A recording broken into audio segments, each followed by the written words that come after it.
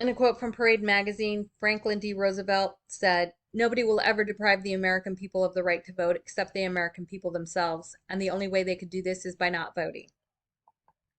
According to the Arizona Secretary of State's voter registration historical data, in the 2020 election, there were over 4 million registered voters in Arizona. Of those, a little over 3 million cast a ballot, which was slightly less than 80%. Maricopa County alone counted for 2.5 million of those registered and 1.5 million of the votes cast. Of all the ballots cast, none of those were cast by unregistered voters were counted. Hi, my name is Rose Rodriguez Size, and I've been a registered voter since 1991. I'm an alumnus of the Emerge Arizona program, which provides training for women Democrats who are interested in running for public office. I was also a trainer for the Leadership Academy, which is a nationally recognized training program originally sponsored by the Department of Health Services to enable people to take more civic responsibility. I'd like to share with you the reasons why people aren't registered to vote, explain why registering to vote is essential to having your voice heard, and give you some guidance on becoming a registered voter. This will give you the information that you need to get registered to vote and start voting. And why do we need to do that right away? Let me show you.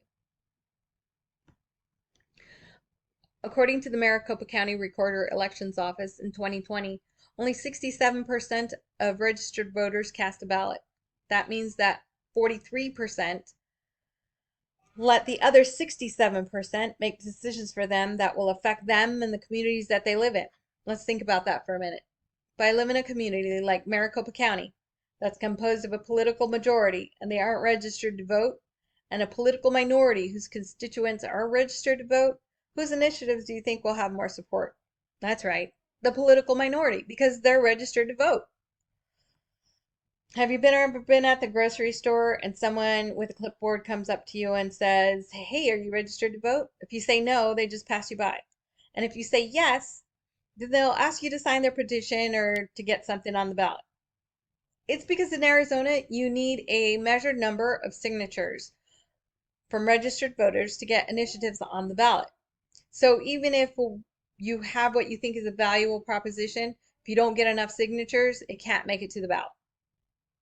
So getting the community to vote on the initiatives that get on the ballot presents a challenge, and let's talk about that.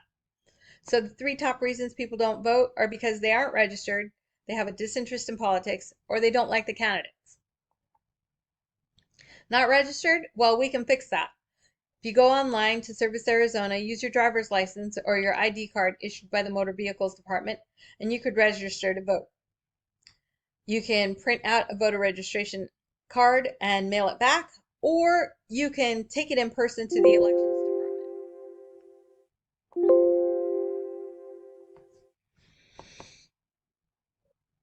You have a disinterest in politics? Well, I did too.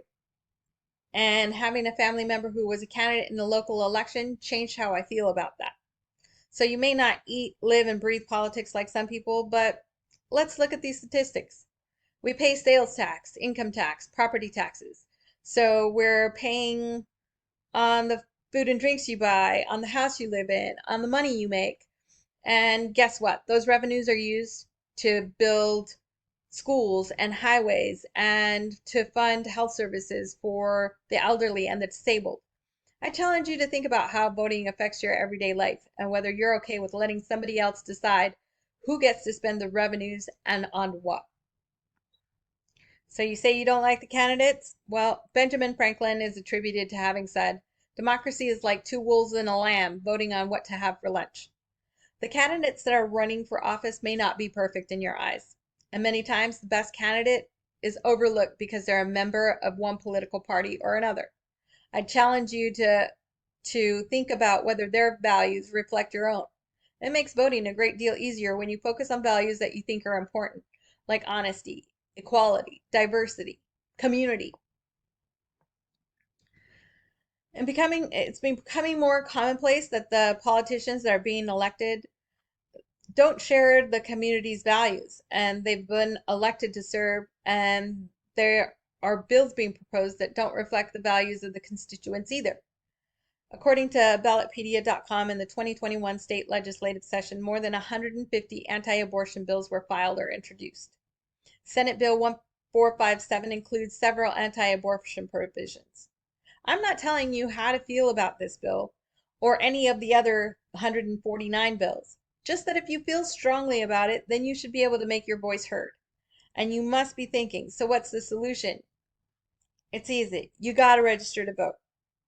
Go to servicearizona.com and you can register to vote.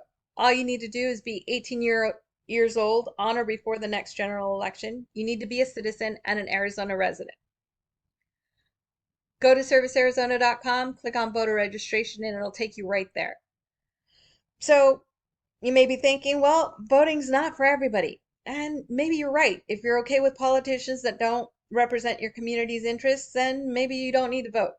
If you're okay with other people making rules that they think you should follow, even if you don't agree with it or think they're unfair, then maybe you don't need to vote. If you're okay with other people making rules about how much you should pay in taxes and then what to do with the money, maybe you shouldn't vote. However, if you think you should have a voice in these decisions, then you need to vote in the next election. The next opportunity to vote is November of 2021.